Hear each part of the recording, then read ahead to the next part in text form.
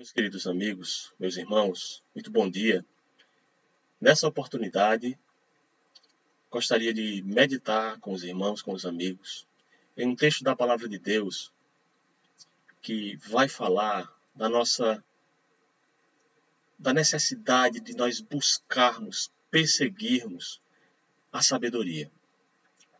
Nós estamos vivendo em dias difíceis e mais do que nunca, sempre mais, muito mais agora, nós devemos ser persuadidos por outra persuasão, a persuasão da sabedoria.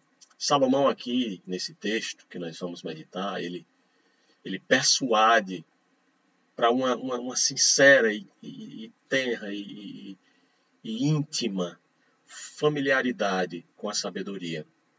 Nós estamos vivendo em uma época onde, bem falou recentemente numa pregação pastoral minha, se referindo ao pior de nós e o melhor de nós que tem se manifestado nesses dias difíceis que estamos atravessando. E o exemplo que Salomão vai dar aqui no capítulo 7, a respeito dessa nova persuasão que ele quer propor, é talvez a pior forma de manifestação da falta de sabedoria, para depois nos persuadir para essa outra persuasão, a persuasão da sabedoria, e não a persuasão do desvario, e não a persuasão do erro, que vai causar opróbrio, vilipêndio, destruição da reputação, destruição da própria vida. Capítulo 7 de Provérbios, a partir do versículo 1, diz assim: Filho meu, guarda as minhas palavras e esconde dentro de ti os meus mandamentos. Guarda os meus mandamentos e vive, e a minha lei como a menina dos teus olhos. Ata-os aos teus dedos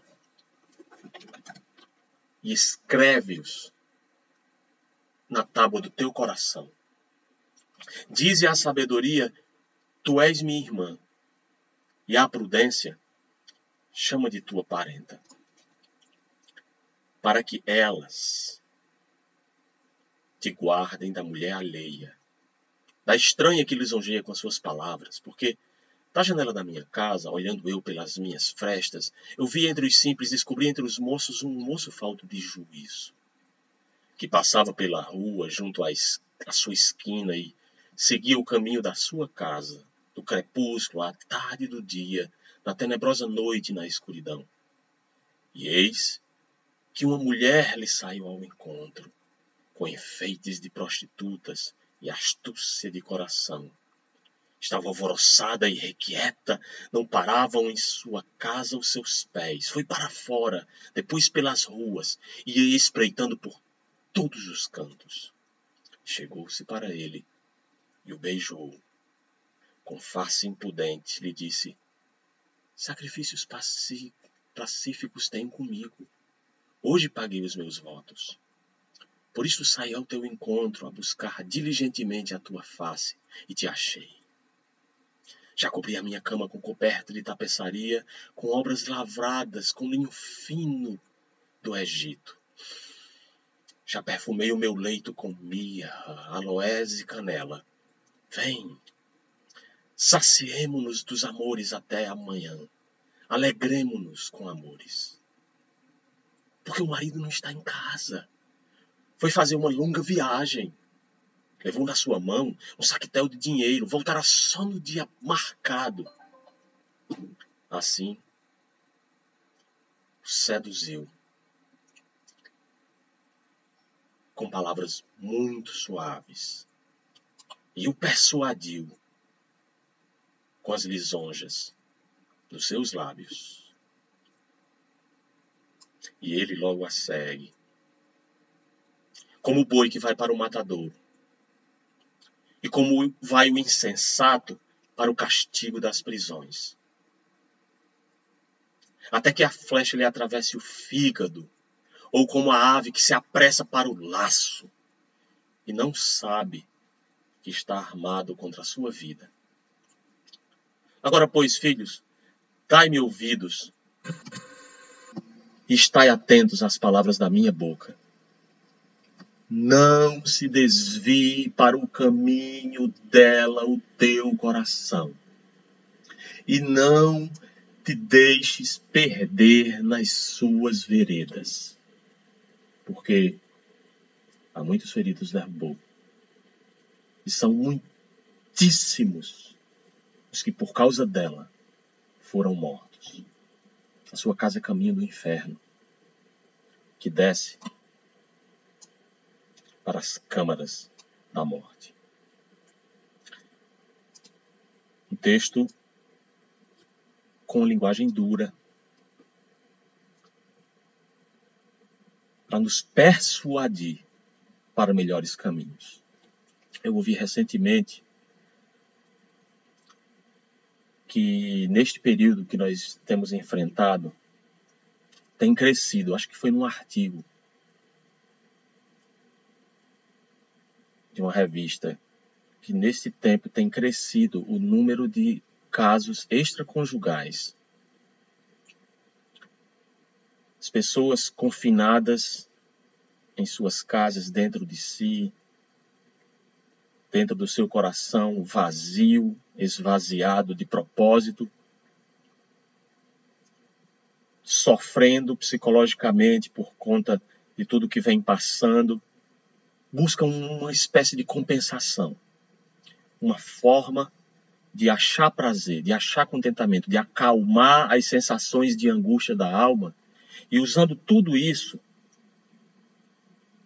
justificam-se em ir na direção do adultério, em ir na direção da busca pelo prazer, que é um prazer proibido. Um prazer que não precisaria ser encontrado nessa fonte, mas é preferível por causa do pecado e do engano do pecado.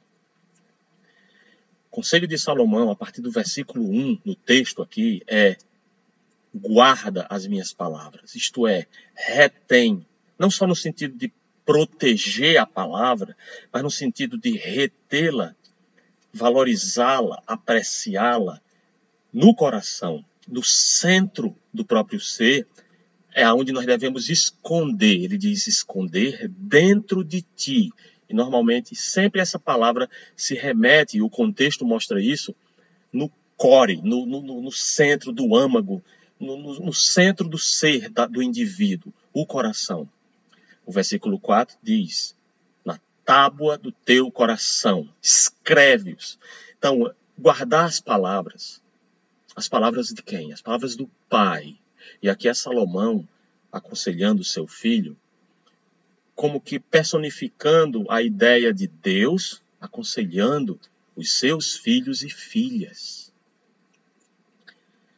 Guarda as minhas palavras. Ou seja, existem outras palavras para serem guardadas, e muitas pessoas têm guardado outras palavras.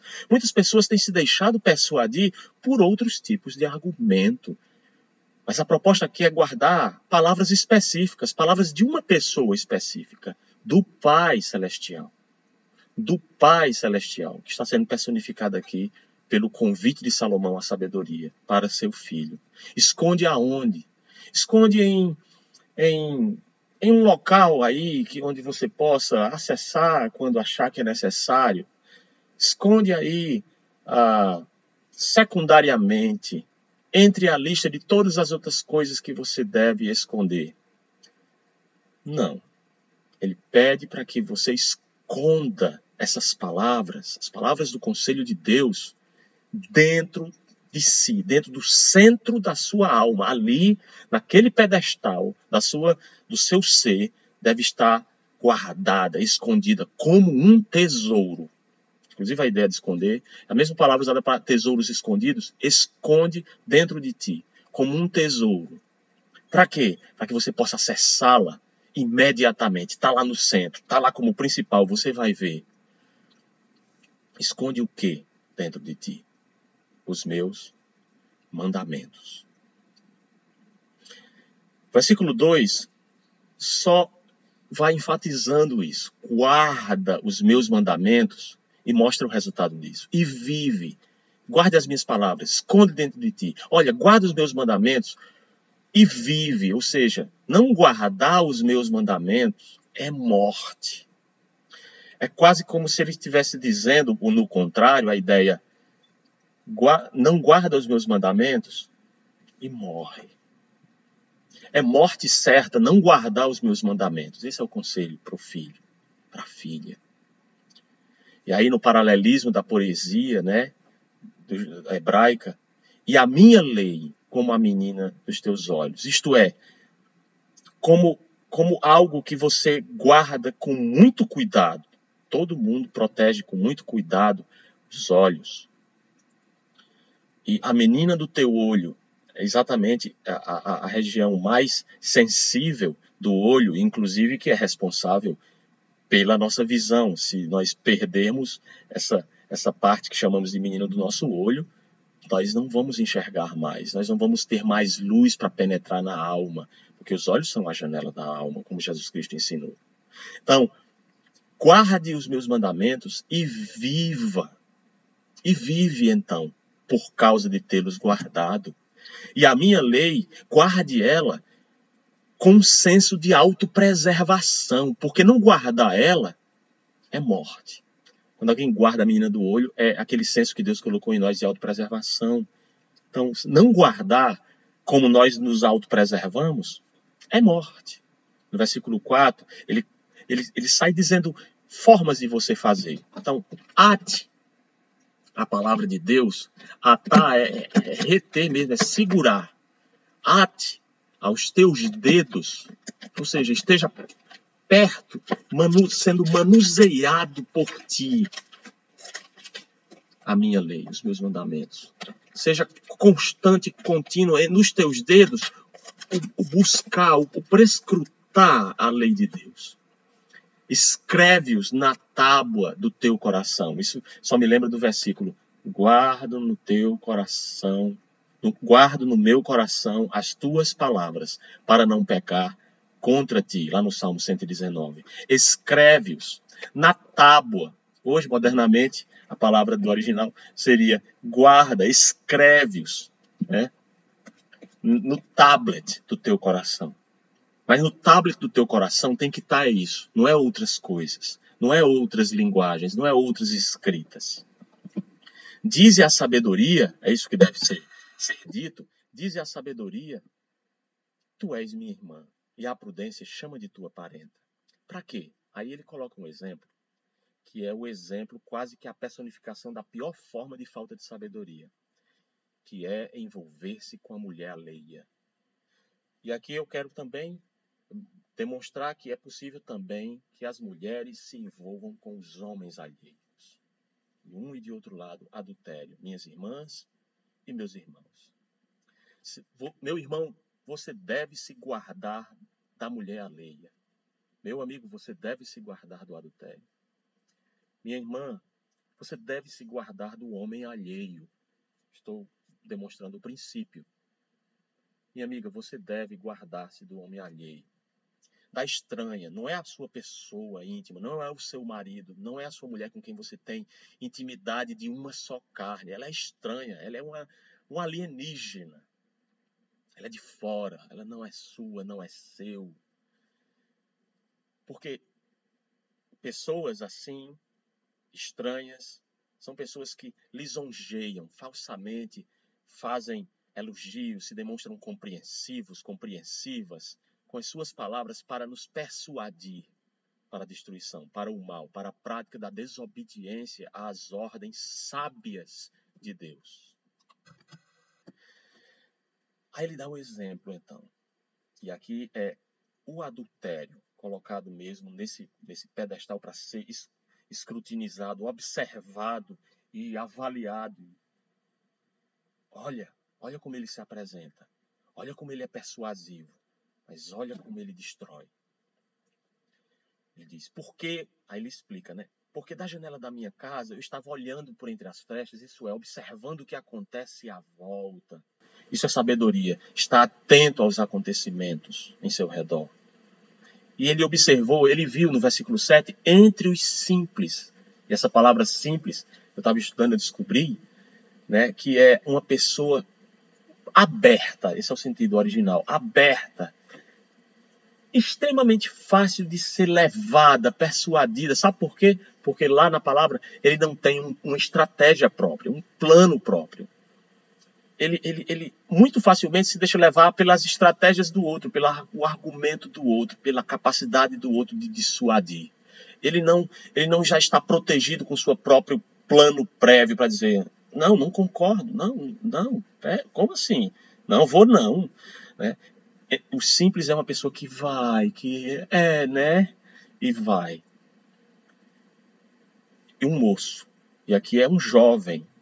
Poderíamos pensar numa pessoa nos seus 18 anos, 15 a 18 anos, um adolescente, um moço. Ou poderíamos pensar um jovem. Normalmente uma pessoa que ainda está em construção da personalidade. Aqui, aos irmãos adultos, né? Nós já deveríamos, pelo tempo, ser maduros, firmes, firmados, confirmados, e não muitas vezes agindo como um moço, um jovem que ainda está se firmando, procurando estabelecer o seu intelecto, o seu interior. Ainda é muito dissuadido com facilidade, ainda procurando uma referência, e muitas pessoas de idade têm se comportado como adolescentes. Não seja assim entre nós. Que não sejamos assim. Que busquemos nos esforçar através da sabedoria para buscar a maturidade e atingi-la. E a maturidade na fé, a maturidade em bons caminhos. O moço que é descrito aqui no versículo 7 é um moço falto de juízo. Não tem juízo. Ou seja, alguém que faz o que ele está para fazer aqui é uma pessoa completamente sem juízo. Versículo 8. Olha que coisa interessante. Ele não estava à busca do adultério. Muitas pessoas vão procurar o adultério. Muitas pessoas vão à caça de satisfazer esse vazio para se sentir com prazer ou coisa do tipo. Ou se sentir aliviado ou compensado. Não. Ele passava pela rua, junto à sua esquina, indo para o seu lugar. Talvez vindo do trabalho, no crepúsculo ali, já escurecendo. E naquela época não tinha iluminação para poder... iluminação pública de lâmpada de LED. Tudo era muito escuro, muito tenebroso, difícil de identificar as pessoas. Né? Todo gato é pardo, né? A noite todo gato é pardo, né? Passava pela rua junto à sua esquina. Seguiu o caminho de casa. Olha. Só que como ele é simples, ele não está preparado, ele não tem um plano para uma contingência. Do crepúsculo à tarde do dia, na tenebrosa escuridão, ele vai passando. E olha o que é que acontece. Uma mulher, ele sai ao encontro com enfeites de prostituta, né? Maquiagem pesada, enfeites nos cabelos muito bem. Passou o dia do sábado, a tarde de sábado todinho no salão de beleza. E ela tem a astúcia de coração. Ela está alvoroçada e irrequieta, não para em casa.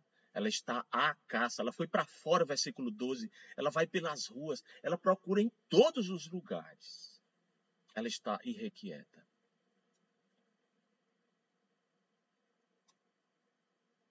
Se você começar a se sentir inquieto, irrequieta, inquieta, e começar a mente a divagar, a querer procurar, cuidado. Você está indo no caminho da mulher cujos pés dão no inferno, como disse o texto. E versículo 13 diz que chegou-se para ele. E ao chegar-se para ele, o beijou. lembra que ele é simples. Então já começa a desarmar o indivíduo. O beijou. Já lançou feromônios, né? Aí começam os hormônios a atuar. E num jovem, essa coisa é difícil de controlar. E em muitos velhos que querem se comportar como jovens, também é difícil.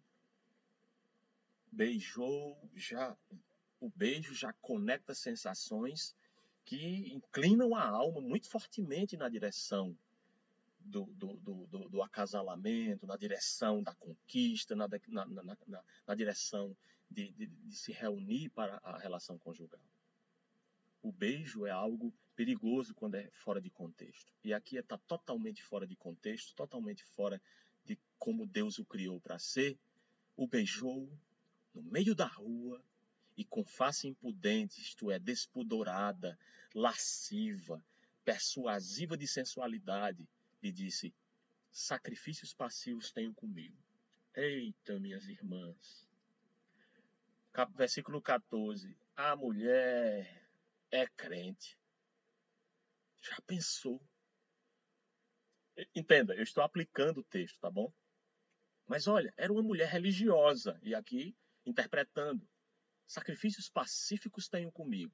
O marido saiu para negociar, como o texto mostra, voltará no dia aprazado, saiu com um saquetel de dinheiro, ou seja, parece que ele está em posse.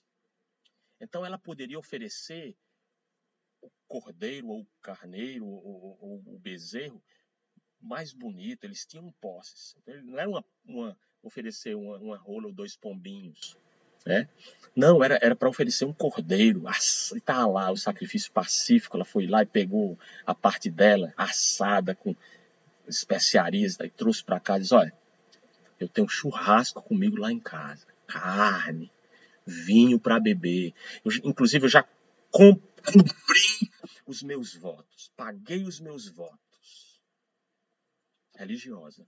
No entanto, por isto, olha só, porque agora eu tenho comida em casa. Ela não está preocupada em adorar a Deus, ela está preocupada com o resultado disso, do caso da adoração lá, da época, para ter essa comida, para se deleitar com o amante nessa comida. Que coisa terrível. Por isto, sair ao teu encontro, né, com o dinheiro do marido, né, buscar diligentemente a tua face. Te achei. Meus irmãos, minhas irmãs, é descrito dos versos 17 ao 20, a situação, o contexto que ela usa para persuadir. Vamos saciar de amores. O marido não está em casa. E assim ele o seduziu e persuadiu. Com lisonja dos lábios. E persuadiu é literalmente forçar a pessoa a ir naquele caminho que ela quer.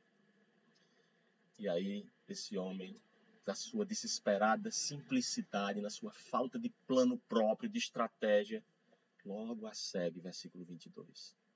Como o boi que vai para o matadouro, como vai o insensato para o castigo das prisões. Aqui é a descrição do fim deste tipo de procedimento, que vai contra toda sabedoria. Você está indo para o matadouro, como boi. Eu já fui no matadouro fazer um trabalho lá com um aluno, e é terrível, irmãos. Quem já foi no matadouro sabe disso. Bem estreitinho assim, um boi após o outro, tudo. Parece que eles sabem que vão morrer. Pelo menos causa um temor, né, quando chega próximo. Mas quando eles vão entrando, é isso que eu quero destacar. Quando eles vão entrando, eles não sabem que vão morrer. Eles entram na fila, tranquilos, achando que estão indo na direção do condutor, que os leva para beber água, para o pasto. Mas quando chega lá próximo da morte, que se empinha, fica tudo em cima um do outro, eles não têm mais como fugir, eles grelam os olhos assim, e é triste de se ver. Assim é o adúltero, a adúltera, que vai para o matadouro, o insensato para o castigo das prisões. Eu quero concluir com o conselho da própria palavra de Deus, que é, no versículo 24, diz: agora, pois, a conclusão é essa: dai-me ouvidos, dai ouvido ao Pai Celestial, ouvidos a Deus, atente às palavras da boca de Deus. Quais são essas palavras, irmão? Não se desvie para o caminho dela o teu coração. Qual é o seu caminho? É esse? Lá vem ao seu encontro, desvie. Não fique perto, não espere ela chegar perto para persuadir e beijar. Não contemple a maquiagem, não contemple os frisados de cabelo, não contemple o corpo, a persuasão. Não, fuja. Não te deixes perder nas suas veredas. E veredas aqui é a ideia de caminho habitual. Acaba se tornando um vício. Um vício. Literalmente. São muitíssimos os que por causa dela foram mortos. A sua casa é caminho do inferno, meus irmãos e minhas irmãs. Caminho do inferno. Você quer ir para o inferno? Então adultere. Você quer ir para o inferno? Meu irmão e minha irmã crente. Continue adulterando. Você vai para o inferno. Por que eu estou dizendo? Eu digo isso com temor e tremor. Não, porque a palavra de Deus diz que é caminho do inferno. Desce para as câmaras da morte. Meu amigo e minha amiga, se você ainda não se deixa levar pela persuasão da sabedoria da palavra de Deus, incline o seu coração, se arrependa desses caminhos que talvez você já praticou e nunca se arrependeu ou tem praticado, principalmente nesse tempo. É caminho do inferno. Arrependa-se e creia no Evangelho do Senhor. Que o Senhor Deus aplique a sua palavra a cada coração, em nome de Jesus. Amém.